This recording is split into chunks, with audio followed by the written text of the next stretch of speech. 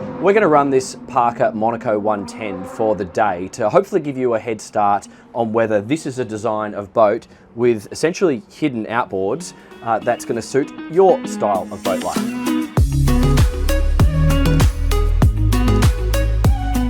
The feeling I have been left after driving this for a few hours today, it's manageable.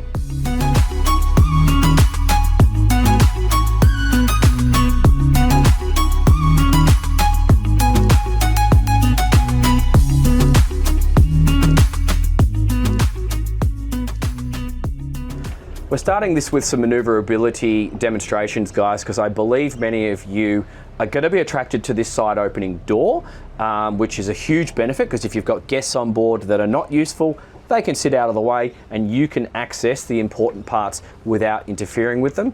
But obviously we have outboards that we can't see. So you also need to get used to that. And we have a bow thruster and twin engines. So what I'm going to do straight away, I've been driving in a straight line, so I know my outboards are centered. If you had an autopilot, you can get a rudder angle indicator, and we may even have a rudder angle indicator here as well. If you don't, count the turns. I'll talk about that a little bit later. So I'm just going to stop the boat here and just get the boat turning, and we will see if this boat tracks in a straight line in reverse. Okay.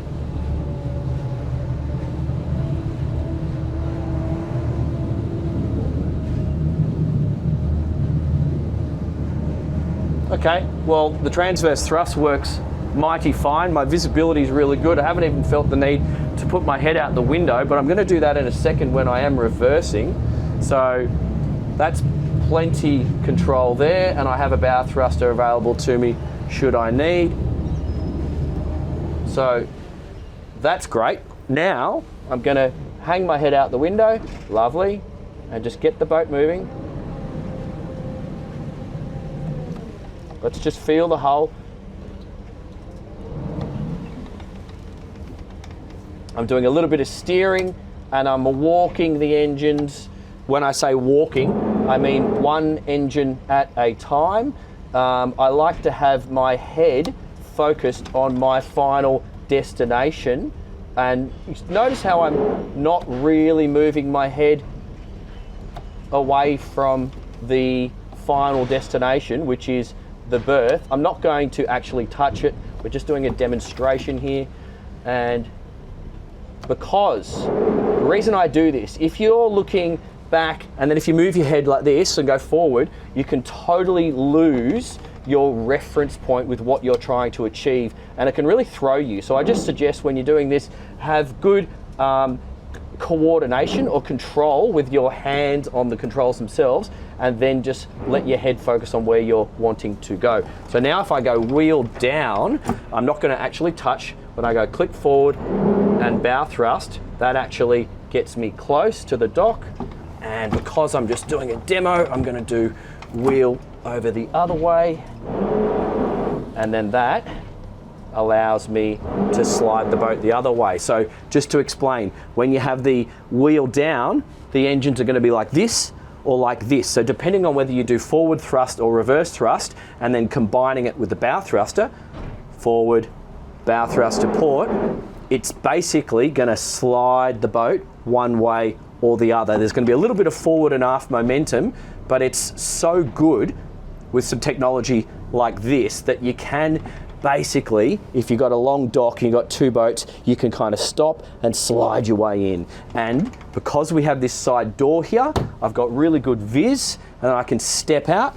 If I need more space, I just flip up the bolster, and now I really can step out quite easily. It's a small door, so just plan that maneuver before you do it for the first time in a marina berth, but it's totally possible. So that's what a design like this is going to do for you in your boat day. And obviously getting in and getting out of the marina is the first and possibly the most stressful thing that you'll do on the day, and the rest of it should be quite relaxing and fun. So let's go do that. Okay guys, so we've come to a nicer location, and I'm just going to get the boat up on the plane. I'm going to talk to you about the cruising speed, the sensation. We have real moderate calm winter conditions. There's nothing much in the way of ocean swells for me to demonstrate to you today. So I'll find a bit of boat wash where possible, and that will be what it will be. We'll go through the top speed, I'll talk about the fuel flow, and we're gonna find a location after this where we will drop the anchor.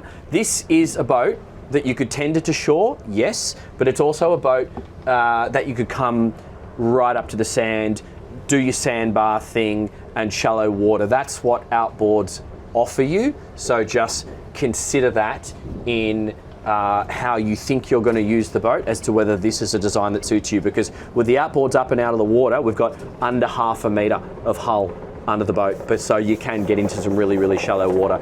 We're running Honda 250 horsepowers. She's rated up to twin 400 horsepowers, so get a load of that. Clear all around, got nice flat water, so I might actually just get the boat up and moving. I'm going to close this door because the wind's cold.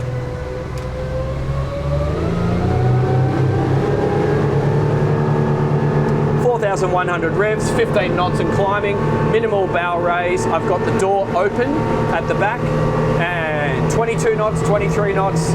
Fuel flow is just settling down. Okay, 128 litres total, and I'm getting a 29 knots. 29 knots at 4,700. I'm going to give it one little blast.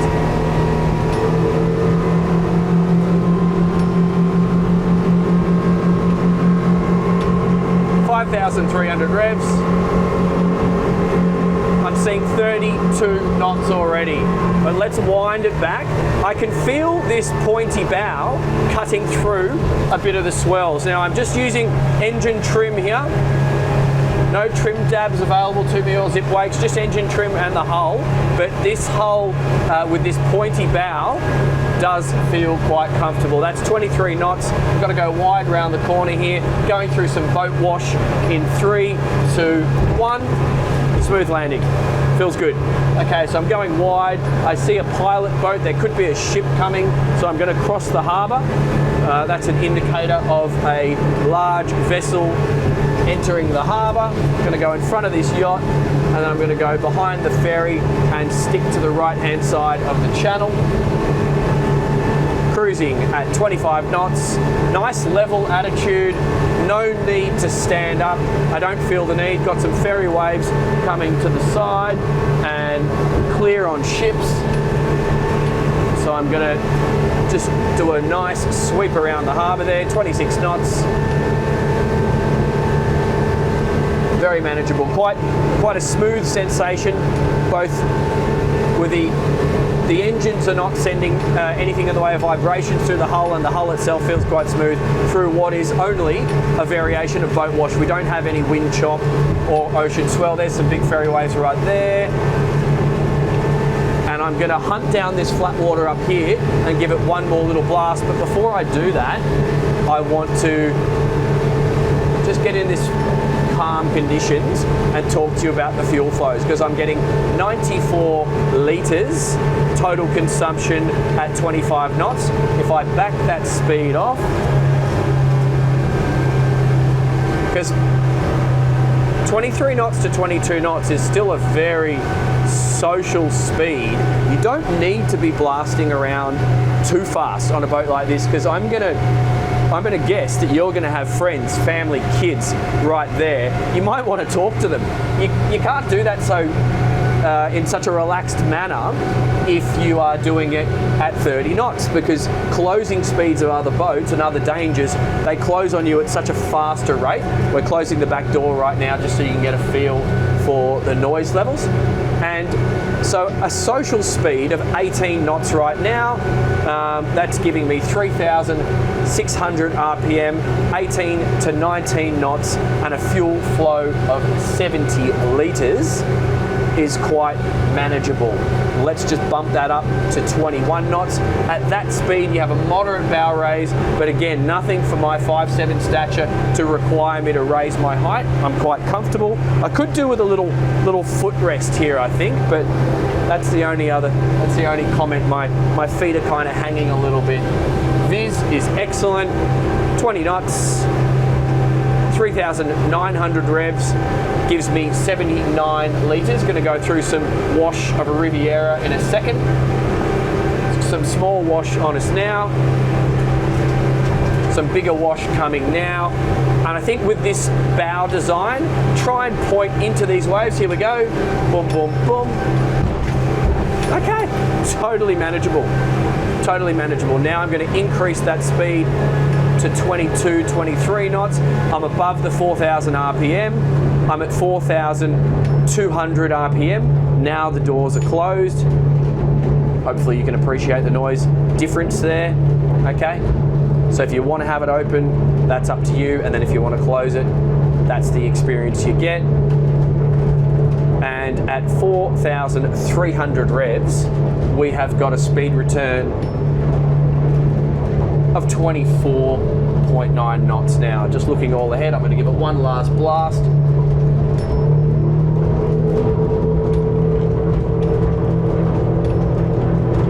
$5,000 revs. Let's just sit it at 5,000, see what we get there. 29 knots, easy peasy. Remember, we're only running the twin 250s. You can go up to 400s. I actually don't know why you would. That doesn't seem necessary to me. I think the only horsepower increase I would consider would be twin 300s. I think you're really just burning money unnecessarily by upgrading to twin 400s on a boat like this, because she's clearly got the capability to maintain a fast cruise of 29 knots. Now just imagine if you put 5 more people on board, you're still only going to knock a knot or so off that speed. I'm going to come around this bay because it'll be fun, and then we're going to come back into some shallow water where we will anchor the boat. And here's my chance to go full speed. Okay, flat water ahead for a couple hundred meters. 32 knots and climbing. 33 knots, 5,500. Give it a little trim up on the motors. Okay, I'm seeing 5,600. Got some wash coming. This is my last opportunity. 34.4, 34.6, 5,700 revs. 35.7. We're gonna see. Woo! 36 knots and into the boat wash. Still a comfortable landing. So you do notice this pointy bow. It does give you an advantage. I would be happy to cruise this boat in the ocean, and I think I would do it in those 18 to 22 knot speeds. Should be a comfortable cruising speed, and you could even go into some chop with a hull design like this. It's going to look after you, and as long as you just vary your speed according to the conditions, you're going to be totally fine. Let's go find some flat water and shallow water, flat and shallow. Hopefully we get both. Drop the anchor and then explain to you what is possible in terms of potential sandbar options or anchoring in shallow water and looking at the tender. All right, guys, I've come into a beautiful location, which is more accessible to an outboard powered boat than an inboard boat. So that's what we're going to do. We're just going to drop the anchor in this general vicinity and bring you along for the ride. Obviously, with the outboards, we are able to trim them up just a little bit. You can't trim them all the way out of the water because you then have to move the sun lounge. And I'm just gonna. Alrighty, let's go down on the anchor.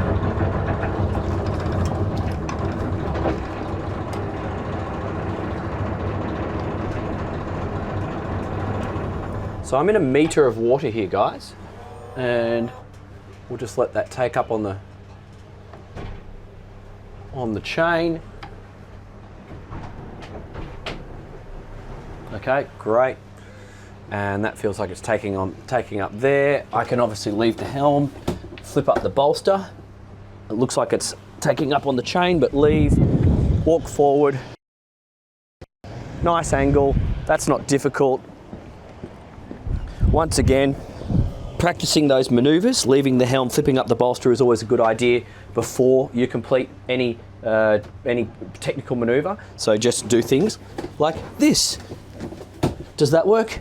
Not difficult. So yeah, that's it. Not much to it. Really enjoyed it. That was how to enjoy the rest of your afternoon. That's how we do it. So I hope that was useful, guys. This boat, I guess the feeling I have been left after driving this for a few hours today, it's manageable. It's a manageable design, it's a manageable size, but it packs a lot. The accommodation is such that 4 people can be very comfortable for a couple of days out on the water. Day boating in multiple seasons, hot or cold, is going to be comfortable, but we've got good cruising speeds, we've got high top speeds, we've got shallow water access. We could put a tender, a small one in my opinion, out the back on top of the sun lounge here, and just have a small, 3.5 horsepower outboard with an inbuilt petrol tank stowed that would easily stow down there. And that's kind of giving you solutions without over complicating things. So once again, this is the second Parker that I've tested in my life. I'm left with the opinion that whoever's designing these is combining a lot of really sensible ideas and putting it into one kind of cool package. So if that's you and you want to learn more about this boat, jump onto my Patreon, because I'm going to film some extra content over there, and I'm hopefully going to use that to educate you guys who are comparing this boat with perhaps some other brands. And then if you want to ask me questions about those other brands, that's where you're able to do that over there. Thanks so much. Love you lots. Subscribe, share it with your mates. See you on the next one.